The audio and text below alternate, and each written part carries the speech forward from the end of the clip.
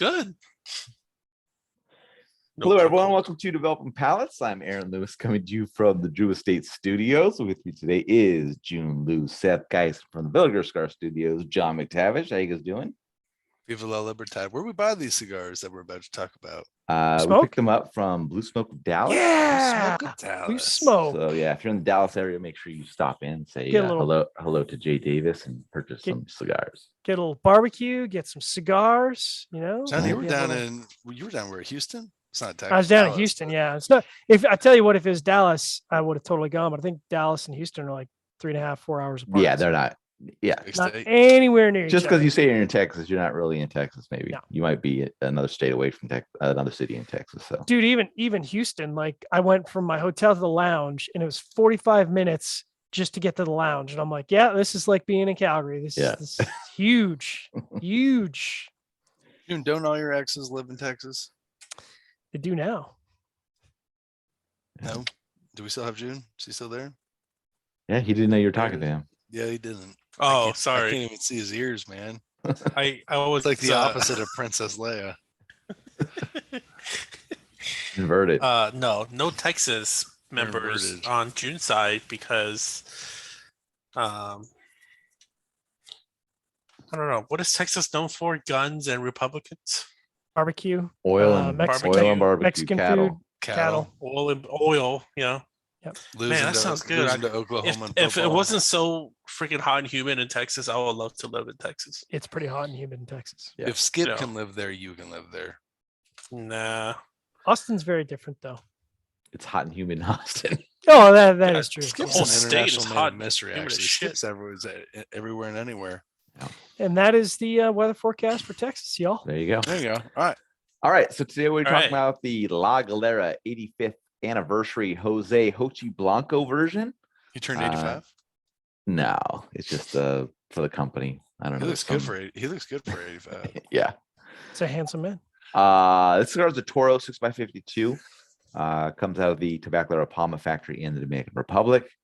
Wrapper is Ecuadorian Connecticut. Binder is Dominican Corojo. Filter is Dominican Piloto Cubano and Criollo 98. Oof. It is blended by Jochy Blanco. Price point is $14.50, and the cigar was released in January of 2022. So with all that out of the way, June, what was your overall experience like with this cigar?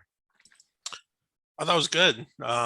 It had plenty of it had this really nice pastry, sweet, creamy kind of tone to it. A lot of breadiness, toast. That sounds great. Yeah. I want to go as far as to say marzipan, but some might believe it's marzipan. I don't know why you even said that. Towards I the do love marzipan. marzipan, man. Marzipan. Did you get it? Almond. Marzipan nuts? Almond. I love Some marzipan. almonds? Yeah, I love that. We call them bear claws out here. No, we don't. It's like, do Californians make bear claws with marzipan? Is that They use sliced almonds. So there Yeah. might be a little bit of marzipan inside, right? Like They do. No, ground that's up what they almond put in in there. Yeah. Yeah, exactly. that's not a bear claw? That's not what a bear claw is. It's not what a bear claw is. Yeah, but it's like I don't know what you call If it. It's not? No, that's what you Californians call a fucking bear claw. No, that's not a goddamn bear claw. Really? John, are you kidding me? Go to Calgary and you'll have No, a fucking I'm true not bear kidding. claw. You can have a maple drenched bear claw up here. We'll treat you right.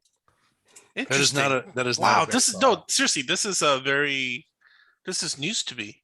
No, that is not a bear claw at all. Oh. man. In the green interesting. room, we'll pull up some bear claws. I'll show you. Yeah. Okay, gotcha. Okay, all right, okay. So in the midst of all that, like nice, pastry sweetness and creaminess and just that bready depth, it does a good job of rounding out the profile by giving like a good amount of like red black pepper spice to it. So I thought Jochy did a really good job of just rounding out the profile and just putting like accented spice into the mix. That's what I most liked about this. So with that said, I thought it was really well balanced all the way throughout, which is why I ultimately said it was a good profile. All right, Seth, what were your thoughts?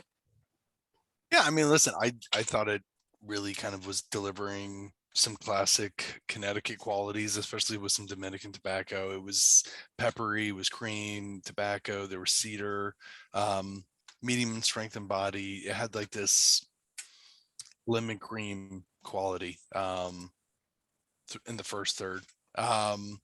Second third started to show just a little bit more of like a hay, pepper, tobacco, cream. And the final third continued down that road. Medium strength and body, great burn and draw. Just beautiful construction. All right, John, how about you? You gotta picture that bad boy. We'll picture that bad boy for Yeah, the audience. had it up there. All right. Okay, well, obviously I wasn't paying attention. Apparently. The reason I think that Jiunn really liked the cigar, and certainly I really like this cigar, no allure. That's the secret. Don't put any allure in there, and it's I magic. don't have that.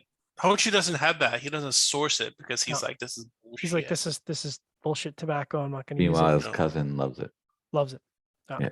And that's why this is going to be my favorite.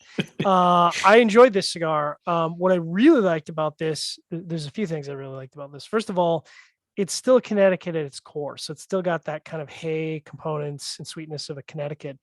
It doesn't front load the spices. So like right off the bat, instead of getting a blast of spice, what I got, like Jiunn was saying, like creamy hay, mildly spicy wood, just a very, desserty kind of flavors, subdued chocolate, like really nuanced. And I was like, okay, this is quite good.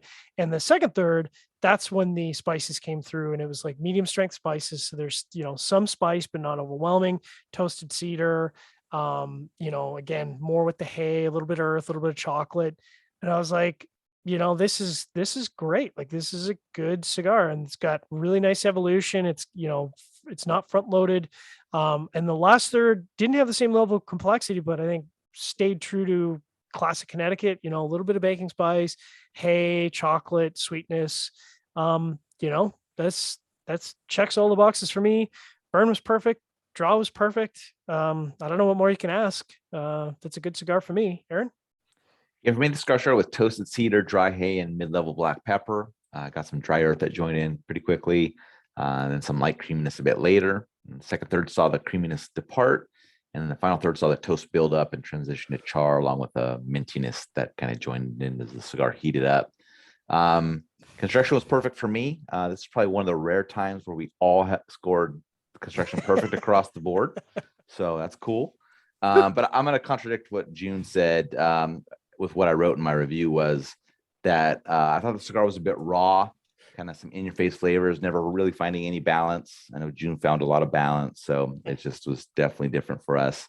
And then the cigar finished on a down note, kind of with that the char and mintiness. But the price point isn't out of line for an anniversary cigar. It's just that the flavor profile didn't match up for me. I kind of thought this was kind of like an older style kind of Connecticut, where it was like more like not wanting to offend the smoker.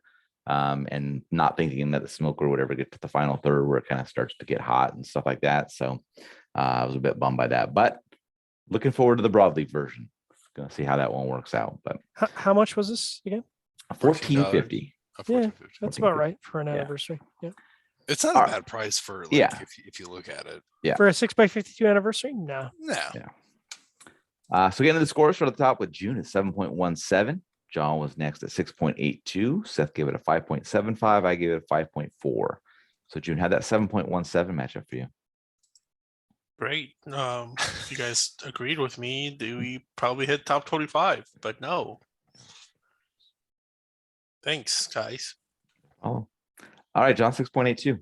I agree with Jiunn. I just missed on that last third. I think, if it had been a little bit more balanced in the last third, I would have been right up there with Jiunn. And I agree, this is a top 25 cigar of the year easily. It's not even a question. Like this, like as soon as I was done with this, I was like, yeah, I would handily smoke these again. Very, very nice anniversary cigar.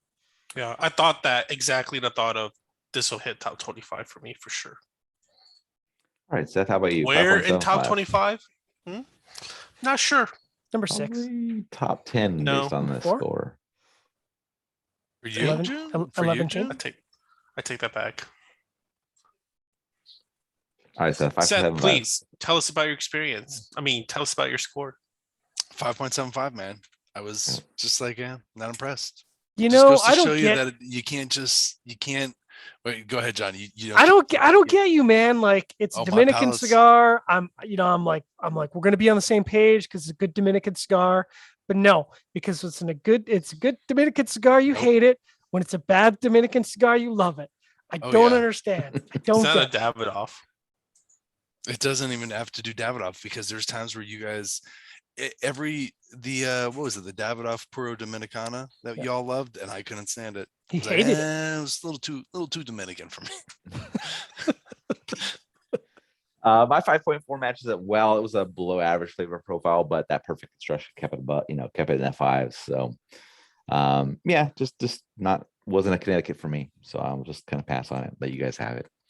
Any other final thoughts from you guys on this one? Jochy, do more I'll- Connecticut's. I'll let you guys have it. I would be interested to see him to do more Connecticut's. I just didn't. What are some blends that he's known for, you guys? Can you remind me? I kind of forgot. The blends that have come out a lot. Like some of the cigars he's made that you guys enjoy. He's made La Galera. He made Señorel. He was part of Señorel. He's done. What did he do? The Sans Pareo stuff. Yeah, but he also made, I think, the Cigar. So Oh, did he? Didn't he? Yeah. Yeah, but Oh man, Cigar. He's got a lot of tobacco. I think it's one of these things that they're kind of, maybe they did before. I think they're kind of taking the Placencia approach where just for so long that they grew tobacco and they rolled and they sold it. Yeah. And now they're going to get involved in it. I mean, he's been involved in it. I don't Right. want to say it like that. Yeah. All right. Wherever you catch this video, be sure to like and subscribe. Follow us on all social media channels, and you catch all of our review recaps on podcasts, iTunes, Google Play, and Podbean. Thank you for tuning in. We'll catch you on the next one. 85th anniversary.